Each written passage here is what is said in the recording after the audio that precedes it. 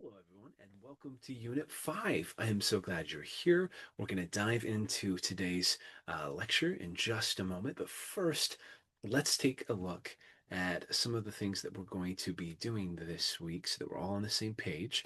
So, Unit 5, you've got chapters 1 through 3 of the new text. This is thanks for the feedback. You're going to be watching Unit 5 introductory video, this one here. Good job. C and Qs for Unit 5, of course, attendance and participation discussion board posts, and then finally your case study. I hope all of this is making sense as you're going through things and that the workload is feeling manageable. A couple of notes for you. Again, we are getting close to the midterm. Midterm comes up next unit in Unit 6. So continue to do the reading. The readings here from the Thanks for the Feedback book will be featured on the test. So that's important. And so will the readings from the previous book, the Crucial Conversations book. So keep that in mind as you continue to study and do the work here. Um, I'm proud of what you're doing. It is looking great. And I've just really appreciated the conversations that we've had in the class up to this point. So without further ado, let's go ahead and shift to the conversation for today around our readings and around professional civility. I'm going to share my slide with you. Here we go. Just a moment. And we're going to share this. Actually, present is the button I wanted. There we go. All right. So, professional civility, feedback at work. This is an interesting topic because we're starting to kind of move our conversation away from crucial conversations, really strictly kind of in an interpersonal environment, whether it's with family, significant others, friendships, those kinds of things, right?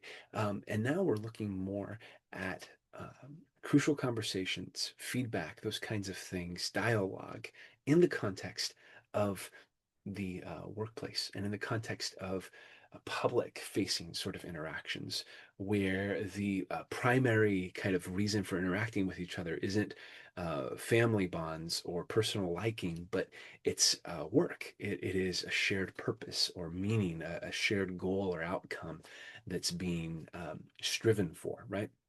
And so this is very different.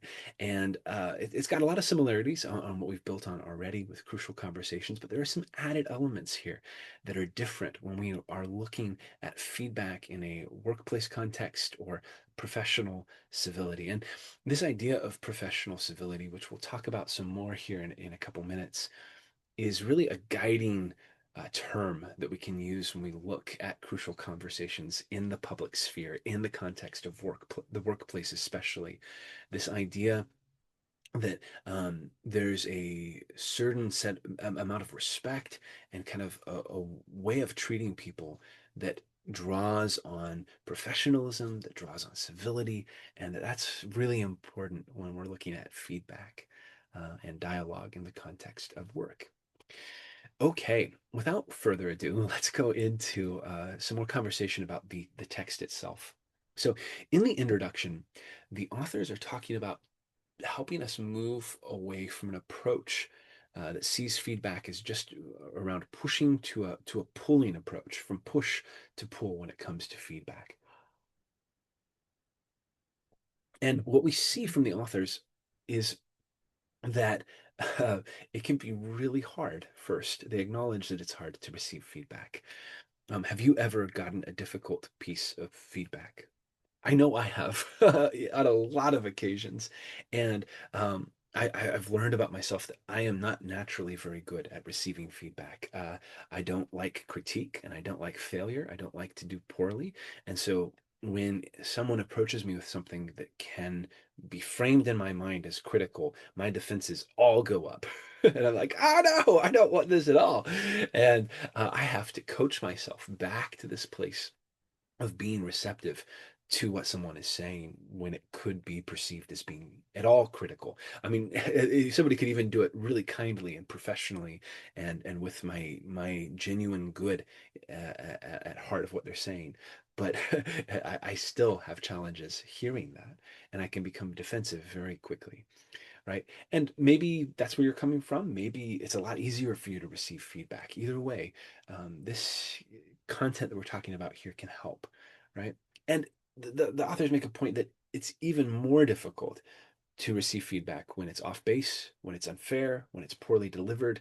And let's face it, that's oftentimes where feedback is coming from because people are reacting emotionally. They're frustrated and they start using pejoratives of why are you so clumsy or lazy or all these things. And if they don't, even if they don't do that, sometimes our own minds fill those in too, right? We add those pejoratives, even when that's not what someone intended, right? The authors want us to help focus on the receiver in the feedback equation, not just what they call the givers of feedback who are pushing feedback on someone, but they really, this book is meant to help you as someone who receives feedback to not just passively receive it, but to proactively pull it out in the environments that we're in, to appropriate it for yourself and build in an approach in everything you do that seeks out feedback and tries to incorporate it in your life. And some key aspects in receiving feedback well include managing emotional triggers, which, like I talked about, can be hard for some of us. It is hard for me. And it also involves, though, engaging skillfully in feedback conversations. How do you do more than just take the feedback and just be like, okay, sure, but how do you follow up with smart questions that help you to understand more of what they mean by what they're saying? And this is especially true if someone's not skilled at giving feedback. How can you, as a receiver, kind of pull it out of them in a way that is useful for you, right? And then the third piece is to thoughtfully decide how to utilize or discard the information. What is helpful? What do you want to hold on to? And what is not helpful, or what could be overly negative, and what do you toss out? And honestly, when I receive feedback, oftentimes I am tossing a lot of it out. I used to work in a role that was very public forward facing. And I was I led a team that produced 3 weekly large scale events of 100 plus to 250, 300 people per week. And these events all involved live music, live speaking, like sort of fellowship, like communal piece, and a bunch of media, well, recording, all kinds of media components. And in each of these events, they took uh, a dozen to 20 a dozen to 2 dozen people to pull them off live. And so there's a lot of people, there's a lot of feedback and a lot of opinions on what works and what doesn't work. And we actually had comment cards that people could fill out. And sometimes we'd get this feedback that was just, well, the music's too loud. I love the music volume. Turn it up. You get contradictory feedback. You start like, what works here? What doesn't? You have to be able to sort through and understand, hey, what's helpful, what's not. And I would go through those comment cards, and there would be some I'd toss and some that I'd hold on to, and some that I'd say, well, we can do this better. I think they have a good point. And then others, well, we kind of already addressed this and doing the best we can. So yeah, it's okay. Or others that were just mean. And you're like, oh, I can't read that right now because that's not kind. Right. Um, so those three aspects of receiving feedback well can help. Some other benefits of developing feedback receiving skills are that cultivating this skill can lead to stronger relationships, increased self-esteem, enhanced learning, higher job satisfaction, improved creativity, faster adaptation, and reduced turnover in the workplace. And I've seen all of these things over the course in my career. Having a system for a culture that receives feedback well in an organization is vital because there's a couple of things here. One, it lets you grow, but two, without it, people often feel like they can't express themselves, like they can't share some of the things that are hard or difficult. And having these spaces where feedback can be given, where it's expected, where it can be received well, and where it can be implemented to better the organization, to strengthen the team is highly important, especially when we're looking here at a work context. So this matters. Doing feedback well, receiving it well, is not common, and yet it's so important. So here are some triggers, and this is helpful. We're getting into some of more of why this is important, how this works. And there are three triggers in chapter one that are discussed that can block feedback. So these are truth triggers, relationship triggers, and identity triggers. And we're just going to touch on these briefly. So truth triggers are when the substance of the feedback feels off. It doesn't feel right. It doesn't feel like, hey, you're off base there. That's not true. Um, and because of that, you can feel wronged. You can feel upset. Like, that's not what I was intending at all. Have you had those moments where feedback felt untrue? Hmm. I know I have. I think especially in situations where um, I've tried my best to make something work and it doesn't and it fails, and then people make assumptions about why it didn't work. That can be particularly hard because you know the work that went into something and behind something. Right, so truth triggers.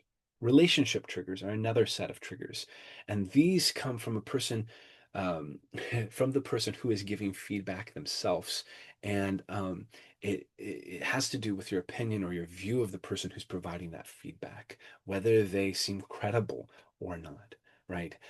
Discounting someone's opinion because they don't seem credible, right? This I did this back to the example of the comment cards when I was the creative director at this other organization when we were doing events, and there was someone who gave feedback that the music was too loud. If this person was a lot older, and unfortunately, I would often dismiss it because I was thinking, they're just not used to music, loud music these days. And that wasn't fair of me. That wasn't good.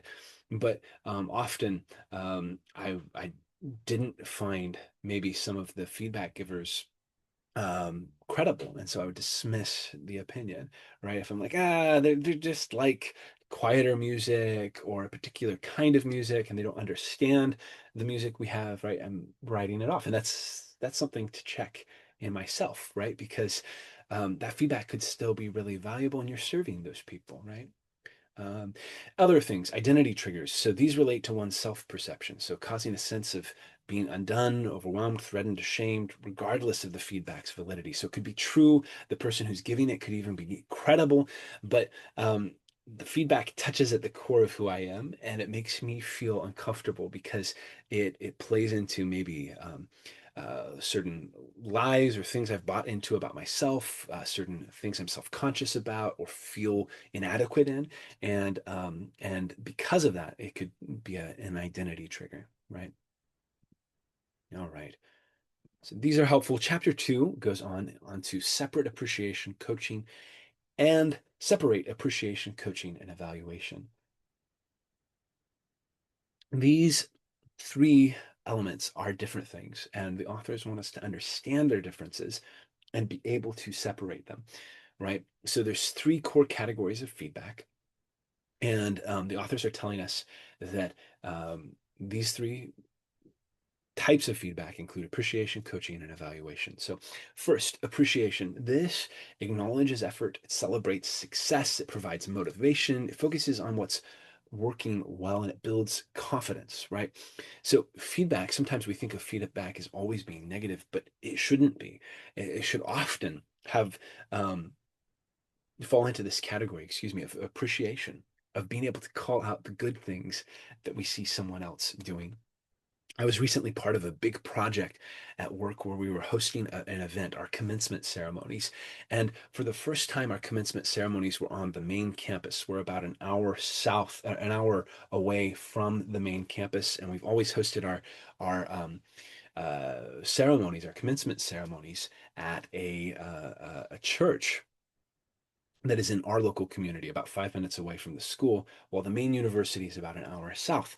This year, we did the whole production an hour south, which was a big deal. It took a lot of work, and there was one of my fellow team members who volunteered to take on the role of leading this whole thing.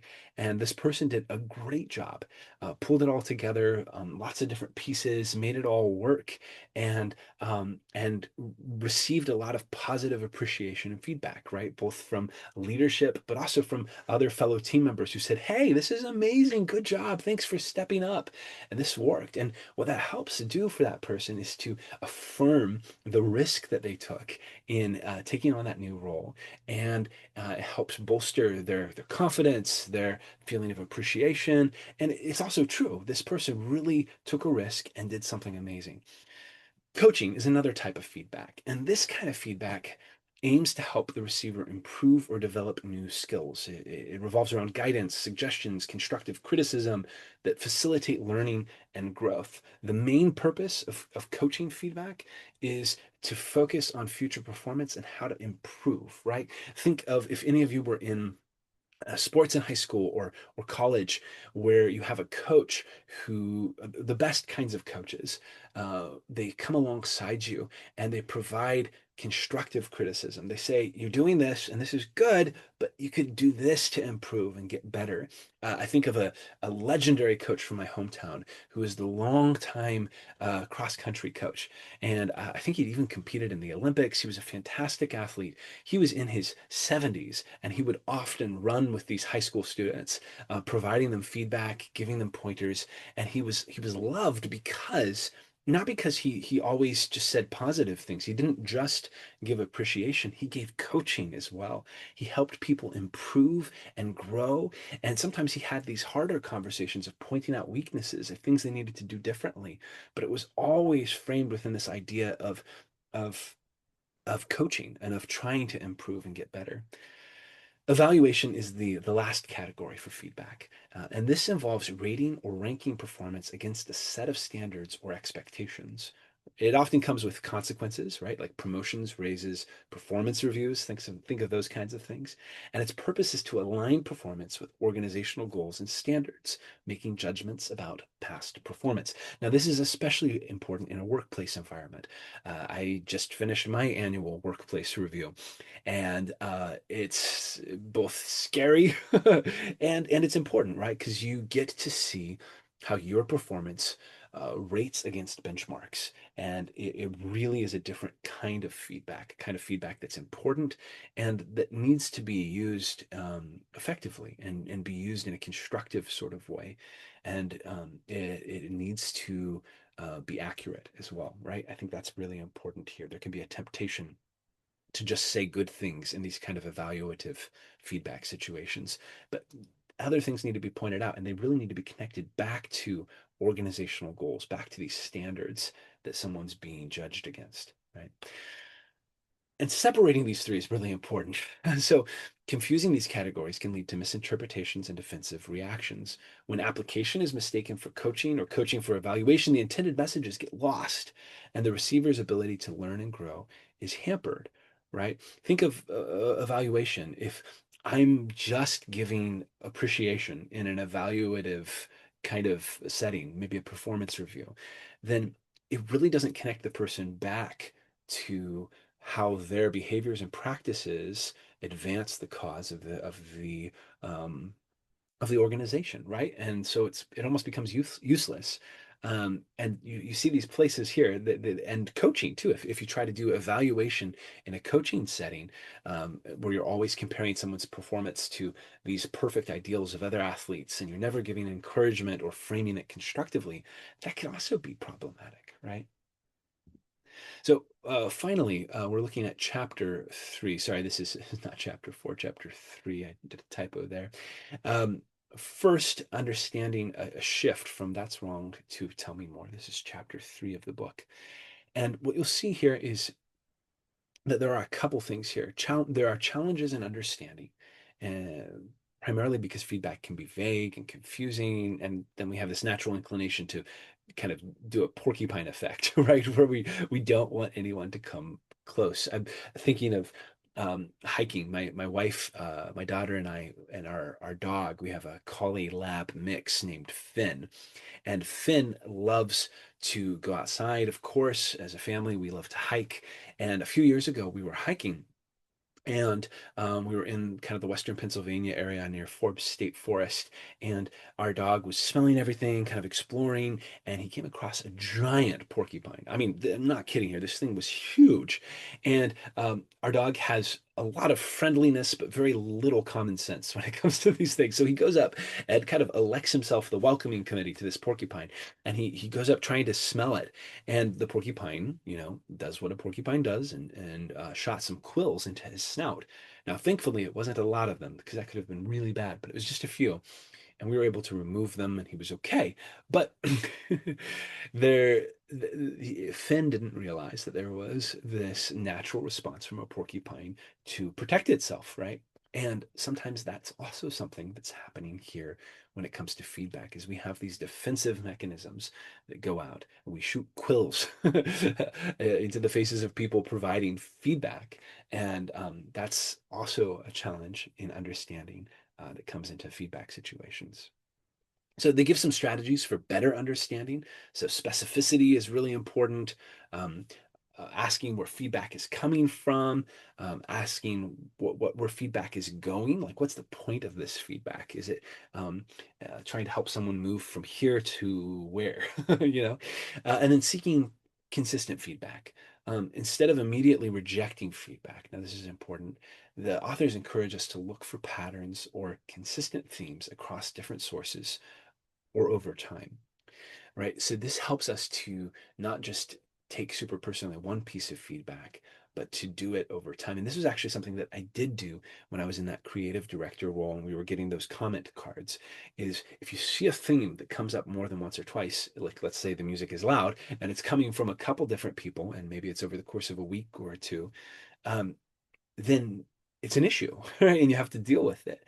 And so this is also helpful if you are consistently being someone who seeks out feedback and you pull it out of people, you pull it out of the situations that you're in, then you're getting a large quantity of data, you're getting a lot of feedback, and then you're able to better understand overall where some of the valid points of that feedback might be. If you have more to work with, you have a better data sample and you're able to better understand what things might actually need some work and might need to change, right?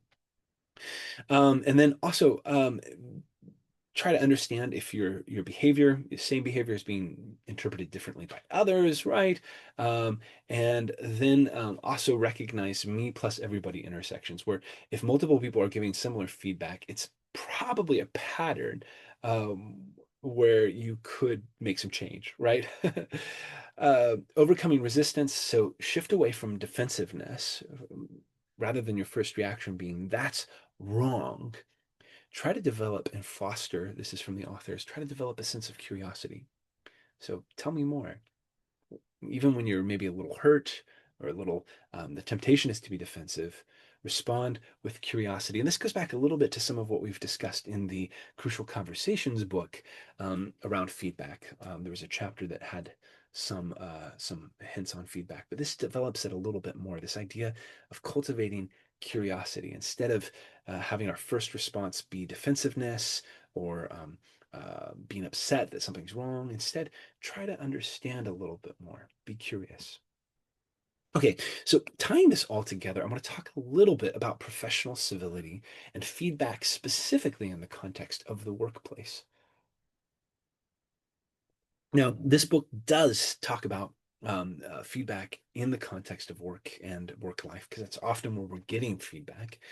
But I think the work of Janie Harden Fritz really helps on this. So, Dr. Fritz is the chair of the department in the Department of Communication and Rhetorical Studies at Duquesne University, which is the department that I've done my graduate studies in. And she is fantastic. If you like the concepts that are in this class, and you find them really interesting, you want to keep learning about dialogue, crucial conversations, those kinds of things, you should consider taking more classes from the communication and rhetorical department at Duquesne. Maybe even adding a minor or a major if you wanted to. There's so many interesting conversations that go on in the context of communication, and it's an exciting field to be a part of. That's what my degree's in, and where I find things really really interesting. So forgive that small little plug. I had to talk it up because it's communication is a great place to study and to be a part of a really thriving academic community. But Dr. Fritz is someone whose work often goes back to interpersonal communication ethics and professional civility in the context of the workplace. She has two edited volumes with a co-author, and then she also has a single authored monograph from, I think, 2013 on the topic. So, according to Janie Harden Fritz, professional civility is a communicative virtue. She frames professional civility as a virtue that's essential for forging respect and integrity in workplace interactions. It's what keeps organizations going. It's crucial for protecting and promoting productivity, the workplace environment, and relationships among colleagues. You're going to see some language here that's coming from the study of communication ethics. So, this idea of protecting and promoting certain goods, certain values like productivity, the workplace environment, relationships, and safety, interpersonal safety. Those are all things that Fritz would argue that we need to protect and promote in the workplace environment. Right. So, restoring respect in the workplace. So, incivility is all around us in the workplace. Dr. Fritz would say that we see it everywhere. People are rude. People are mean. I mean, you could work in public service for just a little bit and you see this all the time. My first job was in a fast food restaurant in my hometown, and it was terrible. It lasted for like 4 or 5 months. I had a goal to raise a certain amount of money. I was 16 at the time. And then once I raised the money, I quit because it was just bad. People are upset, people are rude, your coworkers aren't happy, everything smells like grease. It was just terrible. But when we look at incivility, Fritz is advocating that we approach communication in a way that prioritizes respecting people and it's being integrous. It's about being people who are protecting and promoting these goods, these values of professional civility, right? And she talks about restoring respect in the workplace, drawing from an understanding of professions. So Fritz really looks at this idea of how we have a tradition in the United States of of professions. These are things like minister, doctor, lawyer, engineer. You have these things that have historically had some.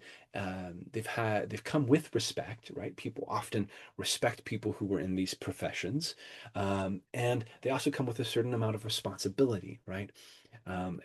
Professor is one of those too, like these things that have a certain code. If you think of medical professions, and especially doctors, and the Hippocratic Oath, and this idea of what it means to be a professional in this space, there's certain privileges that come with that, right? But there's also certain responsibilities and certain disciplines, certain practices that you have to take, right?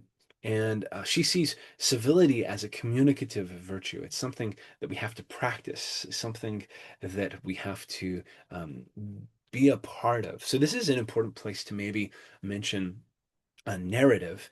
And narrative, Fritz works with this idea, but it also comes from the work of Dr. Ronald C. Arnett, who is a close collaborator of Fritz's. They've worked closely in a lot of different projects, and he looks at narrative not just as a story with a beginning, middle, and end, but as being made up of three really important pieces. And these are publicly told moral stories, practices, and a community that buys into those moral stories and practices, right? So think of something like Catholicism, right? Where there's moral stories in Catholicism about right and wrong, what's good, what's bad, what you can do, what you can't do, what you should value and prioritize, right? And then there are practices around Catholicism, whether it's the sacraments or going to Mass or uh, doing the rosary or all these different pieces of things. You have practices that reinforce these moral stories, these ways of seeing the world. And then you have a community that says, yes, we believe these moral stories. Yes, we do these practices, and we are together. We are a community, right?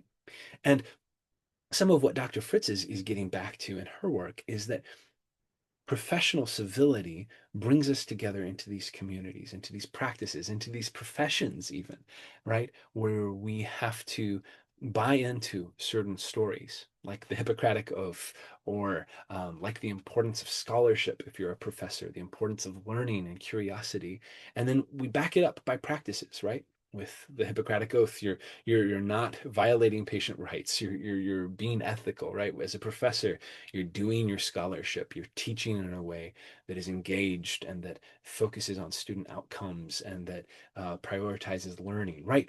You start to see how these moral stories, these practices, and then a community forms around them, and you're part of them. That's part of how we're restoring professional civility in the workplace. So, some core requirements of a communicative ethic, professional civility: there's attentiveness to the task, to the practices, connecting back to the organizational mission, maintaining respectful and productive interactions with others, and Fritz gets us back to the importance of habits. That habits are important when we're looking at civility because over time these practices start to shape us, and they can be really really important. Impact on feedback. So through fostering a culture of professional civility, feedback exchanges become more constructive and less prone to misinterpretation or defensiveness, right?